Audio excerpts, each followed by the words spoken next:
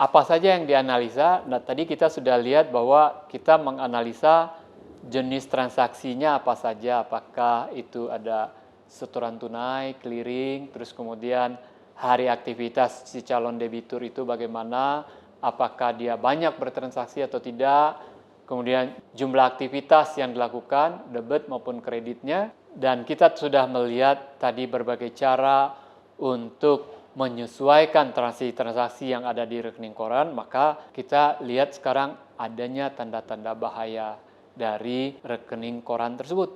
Pertama, harus diingat bahwa rekening koran ini merupakan alat kontrol untuk menentukan sales. Jadi, dari total mutasi kredit, kita tidak boleh langsung menyatakan sebesar itulah salesnya dia. Karena apa? Karena ada beberapa transaksi yang seharusnya kita sesuaikan dulu. Misalnya mutasi antar rekening sendiri seperti yang sudah kita diskusikan tadi, atau dengan kata lain kita harus cermati window dressing. Jadi untuk hal tersebut kalau ada transaksi antar rekening kita buang dulu atau kita keluarkan dari transaksi tersebut. Kemudian overdraft, hati-hati dengan overdraft. Kemudian ada cross clearing. Mungkin cross clearing sudah tidak berlaku atau sudah jarang terjadi di perbankan saat ini atau tidak diizinkan oleh bank. Yang ketiga, perhatikanlah mutasi-mutasi yang tidak normal atau mutasi-mutasi yang tidak sesuai dengan karakter bisnis di debitur tersebut. Atau ada mutasi kagetan. Misalnya tiba-tiba ada uang masuk sebesar 5 miliar padahal rata-rata mutasi penjualannya dia itu adalah misalnya 1,5 miliar. Tiba-tiba ada 5 miliar. Nah, itu adalah big question mark bagi kita. Ini apa yang 5 miliar ini? Nah, mungkin saja itu adalah dia mendapatkan pencairan kredit atau bisa saja menjual fixed assetnya atau dia baru mendapatkan warisan dari orang tuanya. Bisa saja berakibat dia mutasi kreditnya menjadi besar. Jadi mutasi-mutasi kagetan ini harus kita cermati terlebih dahulu.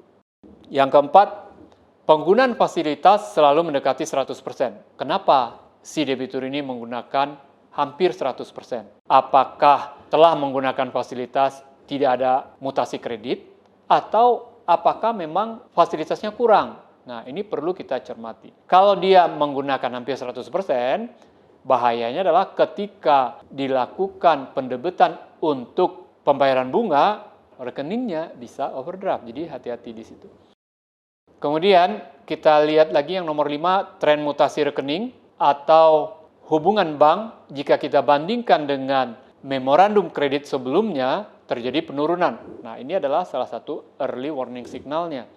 Kalau terjadi penurunan mutasi, maka mungkin saja ini karena bisnisnya sudah mulai menurun, salesnya turun. Nah, bisa berakibat kepada ketersendatan atau ketidakmampuan untuk membayar kredit di masa yang akan datang.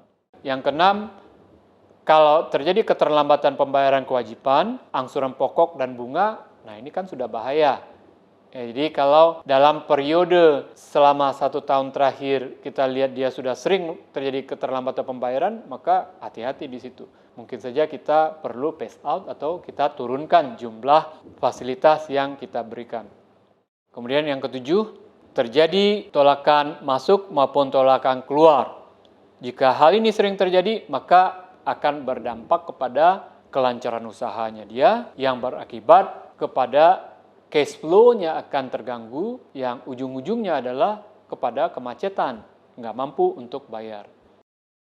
Kemudian suku bunganya berapa perlu diperhatikan, ada denda apa tidak. Nah, suku bunga kita perlu tahu suku bunga kreditnya.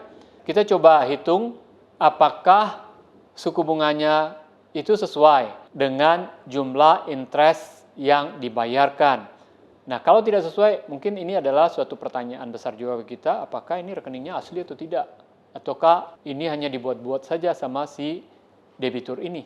Ya, perlu kita perhatikan. Kemudian, yang nomor 9, rekeningnya pasif atau bunga makan plafon.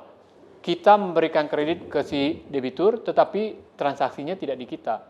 Bunga terhadap fasilitas ini kemudian dibayar dengan plafon, atau rekeningnya pasif, sekali pakai kemudian tidak ada mutasi kredit, ketika pembebanan bunga hanya dari plafon saja, bukan dari uang masuk.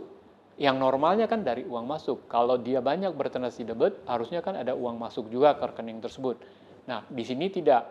Dia hanya menggunakan fasilitas, tetapi tidak ada uang masuk dan bunga pun didebit dari fasilitas kredit ini.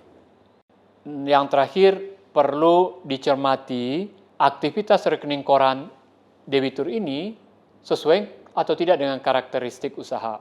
Kalau dia SPBU atau bisnisnya adalah stasiun pompa bensin, ya, maka harusnya dia setoran tunainya yang banyak.